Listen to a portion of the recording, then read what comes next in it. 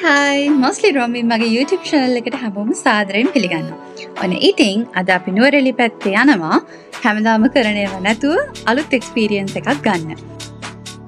මම මෙතන උඩ tag එකෙන් දාන last video එක බැලුවොත් ඔයගලන්ටත් පුළුවන් දැනගන්න හැටන් යද්දි හම්බෙන හැංගිච්ච ලස්සන locations ටිකක් ගැන. ඉතින් ඒකත් බලන්න. අද ඉඩනරි එකේ තියෙනවා ස්ට්‍රෝබෙරි ෆාම් එකක් බලන්න. එතකොට ටී ෆැක්ටරි එකක් ඇතුලේ මොකද වෙන්නේ කියලා බලන්න සහ පොඩි ඇඩ්වෙන්චරස් වැඩක් කරන්න යන්න. ඉතින් වීඩියෝ එකත් එක්ක එකතු වෙලා ඉන්න. මෙච්චර කල් ස්ට්‍රෝබෙරි කාලා තිබ්බට ස්ට්‍රෝබෙරි වැවෙන්නේ කොහොමද කියලා දැකලා තිබ්බද? අනිත් එක තමයි වෙන රටවල වලින් යාළුවෝ ඉතින් සමහර කාලෙට බෙරි පිකින් වලට ස්ට්‍රෝබෙරි ෆාම්ස් වලට යනවා. ඉතින් ලංකාවේ හිටියා කියලා අපිට කොන් වෙන්න බෑනේ නේද? අපි දැන් ස්ට්‍රෝබෙරි ෆාම් එකක් බලන්න. ඔයගලන්ට පේනවා ඇති මේ ස්ට්‍රෝබෙරි වවන්නේ ග්‍රීන් හවුසස් ඇතුලේ. ඒ කියන්නේ ස්පෙસિෆික් කන්ඩිෂන්ස් එක්ක ටෙම්පරේචර් එක හියුමිඩිටි එක කන්ට්‍රෝල් කරලා තමයි මේවා වවන්නේ. එතකොට අවුරුද්ද පුරාම මාකට් එකට ස්ට්‍රෝබෙරි සප්ලයි කරන්න පුළුවන් නිසා. අපි මේ බලන්නගේ ස්ට්‍රෝබෙරි ෆාම් එක නම් අපිට පික් කරන්න දෙන්නේ නැහැ. ඒ කියන්නේ අතින් කඩලා කන්න දෙන්නේ නැහැ වෙලේ. අපිට පස්සේ පර්චේස් කරන්න පුළුවන්. ඔන්න ඉතින් ඒ ස්ට්‍රෝබෙරි ක්‍රේවින් එක ඉවරුනේ සිම්ප්ලි ස්ට්‍රෝබෙරිස් එකෙන් තමයි. මේ පේනවනේ ඉන්න සෙනඟ. ආරම සෙනඟක් ඉන්නේ සිම්ප්ලි ස්ට්‍රෝබෙරිස් එකේ පුදුම සෙනඟක් හිටියේ පෝල් මේ ඉඳලා ඉතලා ෆයිනලි මගේ අයිස්ක්‍රීම් සෑන්ඩ්විච් එක ගත්තා.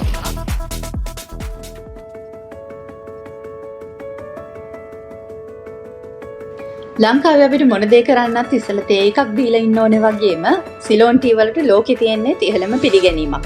ඉතින් ලංකාවේ ඉඳලා සිලෝන් ටී හැදෙන්නේ කොහොමද කියන එක ගැන මොකක්ම හරි අයිඩියා එකක් තියෙන්න එපයි. අපේ ඊළඟ ස්ටොප් එක ටී ෆැක්ටරි එකක් ඇතුලේ වෙන්නේ මොකද්ද කියන පොඩ්ඩක් දැනගන්න.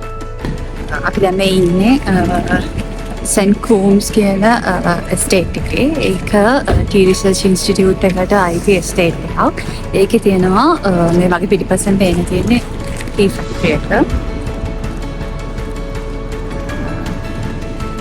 අපි අතට ගිහින් බලමු.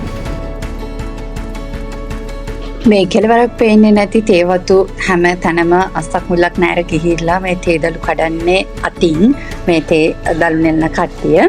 ඉතින් ඒගොල්ලෝ දවසකට දෙපාරක් ඇවිල්ලා එක ෆැක්ටරි එකට බාර දෙනවලු. එතකොට ඒගොල්ලෝ කඩලා තියෙන තේවල කිලෝ ගානට තමයි ඒගොල්ලන්ට සල්ලි හම්බ වෙන්නේ. ඉතින් මේ තේ සේරම එකතු කරලා කොච්චර කිලෝ ගානක් කඩලා තියනවද කියලා බාර මැනලා තමයි ටී ෆැක්ටරි එක ඇතුළට ගන්නවා කියලා කිව්වේ. ඊට පස්සේ ඉතින් මේ ගේන තේ දළු මැද පවනේ වේලලා එක එක ටෙක්නොලොජිස් යූස් කරලා අඹරලා ගොඩාක් ලොකු ටෙක්නොලොජි එකකින් ප්‍රොසෙස් එකකින් පස්සේ තමයි එක එක ග්‍රේඩ්ස් වලට මේ ටී එක එක ක්වොලිටි වලට අනුව වෙන් කරනවා කියලා කිව්වේ. ඉතින් මේ ෆැක්ටරි එක ඇතුලේ හරිම රස්නේ ගොඩක් ලොකු මැෂිනරිස් තියෙන නිසා ඊට පස්සේ ඉතින් එක එක ටී ටයිප්ස් අපිට පෙන්නුවා. ඒ අතරින් ගණන් වැඩිම ඔය පෙන්නන white tea කියන එක කියලා කිව්වා. මොකද ඒක දැල්ල පිටින්ම තමයි වේලලා ගන්න කියලා. අඩුවෙන්ම process කරලා තියෙන වැඩිපුරම antioxidants තියෙන tea type එක තමයි කිව්වා මේ white tips කියන tea ජාතිය. ඔන්නෝම තමයි ඉතින් අපිට පේන චූටි තේ දළු ෆැක්ටරි එකක ලොකු process එකක් through ගිහිල්ලා Ceylon tea කියන proud name එකත් එක්ක පුංචි පැකට් වලින් ලෝකෙටම යන්නේ. හරි අපි ඉතින් දැන් ඉන්න තැනට ආවා. අපි ඉන්න බංගලෝ එකේ නම තමයි රොයල් ටෙරස් බංගලෝ. මේක නුවරඑළිය ටවුන් එක පාස් කරන් කිලෝමීටර්ස් 5ක් විතර දුරට ආවහම ඒකටත් ටිකක් කන්දක් උඩ තියෙන්නේ. ටිකක් ස්ටීප් පාරක් තමයි එන්න තියෙන්නේ. ඉතින් අපි ඇවිල්ලා දැන් රූම් එකට ගියා. රූම් ටෝ එක මම දාන්න. මම මාර්ම සීතලයි. තේනවා ඉතින් එහා පැත්තේ මීදුම පාවෙනවා. දැන් නම් ඇත්තටම නුවරඑළිය ඉන්නේ කියලා හිතනවා. මෙච්චර වෙලා ලොකු සීතලක් තිබ්බේ නැහැ. දැන් කොහොමද ටෙම්පරේචර් එක තියෙන්නේ සෙල්සියස් 16 වගේ. ටිකක් සීතලයි. රැවෙදි තව සීතල වෙයි. අපි තව අර පැත්තට ගිහලා බලමු. අපි ඉතින් දැන් ටී ෆැක්ටරි එකක් බලලානේ ආවේ. ඒ තියෙන චූටි තේ දළු තමයි කිව්වා කඩන්නේ. කඩලා එතකොට ඒවා වේලලා සෑහෙන ලොකු ප්‍රොසෙස් එකක් අපිට කිව්වා. ඒත් එක්කම අපිට පේනවා ගණන් වැඩිම ටී මොනවාද කියලා. ලංකාව ඒවලට ප්‍රසිද්ධ රටක්නේ. ඉතින් ලංකාවෙන් එක්ස්පෝර්ට් කරනකොට ඒව හොඳම ක්වොලිටි එකේ තියෙන ඒවා තමයි කිව්වා එක්ස්පෝර්ට් කරන්නේ. එතකොට ඊට ක්වොලිටි එක ටිකක් අඩු ඒවා තමයි ලංකාවේ මාකට් එකට යන්නේ කියලා. ඒක අර බොන්න බැරි එහෙම මුකුත් ප්‍රශ්නයක් නැහැ. රස එක වගේමයි වෙනතර ක්වොලිටි එකේ දෙකක් කියලා කිව්වා ලංකාවේ මාකට් එකට යන එක එක්ස්පෝර්ට් කරන එක. මේ තමයි ඉතින් අපි අද ඉන්න සිලෙක්ට් කරපු බංගලෝ එක. අපේ ෆැමිලි එකම ආපු නිසා අපි හොටෙල් එකකට යන්න නැතුව බංගලෝ එකක් බුක් කරා කෝසි විදියට ඔක්කොලට මේකට ඉන්න පුළුවන් හින්දා. මේක හොඳටම ස්පේෂියස් තිබ්බා. රූම්ස් 5ක් විතර තිබ්බා. ඔයගලන්ට පේනවා ඉතින් මේ රූම්ස් උත් හොඳට ලොකුවට තියෙනවා, ක්ලීන් විදියට තිබ්බා. So it was a great stay, Royal Terrace Bungalow. මාර්මාසීතනෝ මේ පැත්ත දකින්නකොට ඒක තමයි හේතුව කොච්චරවත් එපා වෙන්නේ නැති වෙන නුවරඑළිය වෙන එක. ඒක ටික මේ ඔක්කොම පේන්නේ නැතුව යනවා. අපිට පේනවා ඇති පිටිපස්සේ මීදුම පා වෙනවා. අපි මේ පාරේ හිතනම දැන් වෙලාව 5යි කාලයි. අපි මේ පාරේ හිතලම කලින් ආව නතර වෙන තැනට. මොකද ගිය පාර අපි දෙන්න ආපු වෙලේ කලුවර වැටෙන්න වෙලා තියෙනවානේ. අපි 5 විතර ඉන්න තැනට යන් කියලා ග්‍රෙගරි ලේක් එක පැත්තේ ඇවිද හිටියා. අන්තිමට 5 විතර අපි යන්න හදනකොට කිසිමම දෙයක් පේන්නේ නැහැ. පාර හොඳටම මීදුමෙන් ගහලා කලුවරත් එක්ක හෙඩ්ලයිට්ස් ඔන් කරාමත් මේ වගේ මීදුම පාවෙනවා විතරයි පේන්නේ. ඉතින් අපි මේ පාර රිස්ක් එකක් ගන්න නැතුව කලින්ම හොටෙල් එකට ආවා. මාර්ම සීතලයි. දැන් එළියේ ඉන්න බැරි වෙගෙන එන්නේ. අපි යන් ආයේ බංගලෝවේ පැත්තට.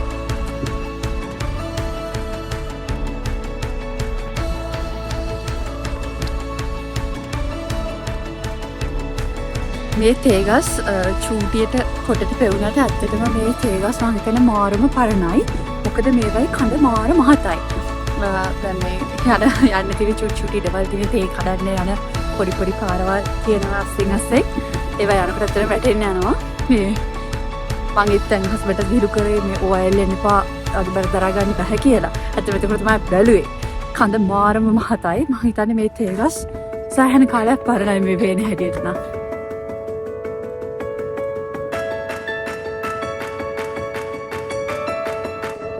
කොයි පැත්ත වැලුවත් තියෙන්නේ සිලෝන් ටී තමයි.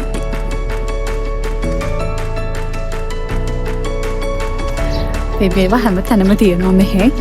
හයිඩ්‍රේන්ජියා. සුවඳක් නම් නෑ. මේක මම අහලා තියෙනවා වැවෙන පස්සේ pH වගේ හැටියට තමයි මේකේ පාට ඩිසයිඩ් වෙන්නේ කියලා. මොකද මේ මම දැකලා තියෙනවා එක එක පාට මේ જાතිය මල් තියෙනවා. හින්දා මම දැකලා තියෙන සමහර කට්ටිය මේකට හැෂ්ටැග් එකකුත් දානවා මේ nature's natural phenolphthalein කියලා. nature's natural phenolphthalein කියන්නේ chemistry ඉගෙන ගත්ත කෙනෙක් නම් දන්නවා.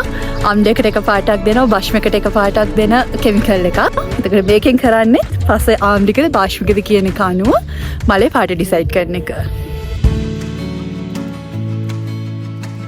ආයතකොට මේ ඉන්නේ අපි හිටපු බංගලෝ එක බලාගන්න ඉන්න එක්කෙනා. මෙයා හරිමම ලස්සනයි. අමුතුම වෛරම් වගේක් තියෙනවා නිකන් පේන්ට් එකක් කවුරු හරි ඇගේ හලලා වගේ. මම දැක්කලම නෑ මේ වගේ ලස්සන වෛරම් තියෙන බල්ලෙක්.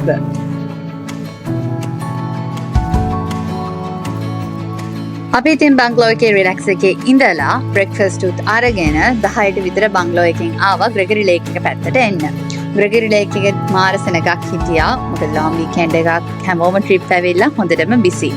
අපි ඉතින් පොඩ්ඩක් එහෙ මෙහෙ ඇවිද ඉන්නකොට වෝටර් ස්පෝර්ට්ස් තියෙනවා, හයි ස්පීඩ් මෝටර් බෝට්ස්, එතකොට ජෙට් ස්කී ඔය වගේ එක එක ඒවා තියෙනවා.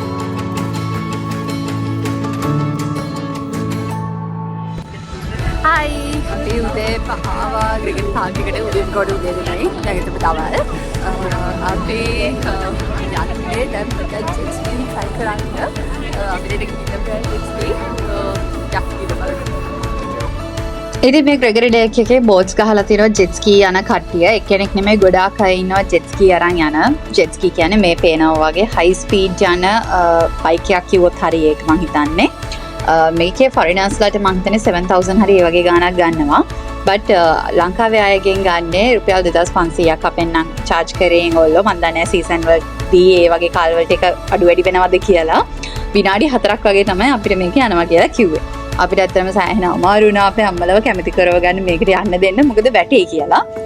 කවුරු හරි යන්න බයෙන් කෙනෙක් ඉන්නවා නම් ලයිෆ් ජැකට්ස් දාලා යන්නේ. එතකොට වැටුණත් පා වෙනවා, ගිලෙන්නේ නැහැ. එතකොට ඒගොල්ලෝ ටක්කලා ඇවිල්ලා අපිව අරගන්නවා ආයේ. ඒකද බය වෙන්න දෙයක් නෑ. අපිත් බයෙන් තමයි හුම්කුවට ගියේ. ඉතින් යන්න අපිත් එක්ක ග්‍රෙගරි ලේක් එකේ අමතක නොවන ජෙට් ස්කී රවුමක්.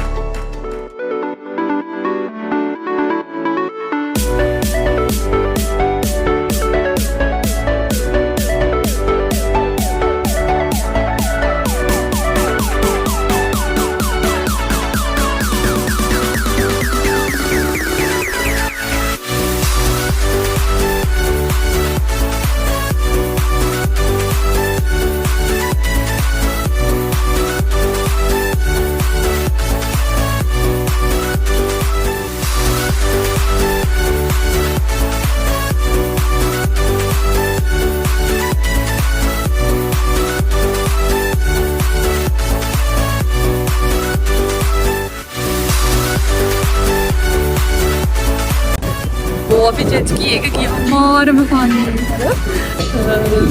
බය හිටියේ සහ අපලත් එක්ක යන්න සැහෙන අමාරු වුණා මේ කැමති කරගන්න.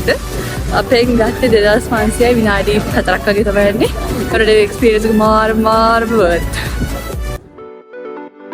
ඔන්න ඉතින් ඔය ජෙට් ස්කී රයිඩ් එක තමයි අපේ නුවරඑළිය ට්‍රිප් එකේ හයිලයිට් එක. අපි අලුතෙන්ම ගත්ත එක්ස්පීරියන්ස් එක තමයි ජෙට් ස්කී එක. ඉතින් ඔයගොල්ලොත් කැමති නම් මේ වගේ ඇඩ්වෙන්චරස් ඇක්ටිවිටීස් වලට මේක try කරන්න හොඳ ඇක්ටිවිටි එකක් නුවරඑළිය පැත්තේ ආවොත්. ඉතින් thank you මගේ vlog එක බලුවට. අපි ආයෙත් අලුත් වීඩියෝ එකකින් හම් වෙනකම් මේකට like එකක් දාලා මගේ Mostly Roaming channel එක subscribe කරලා තියාගන්න. Bye bye.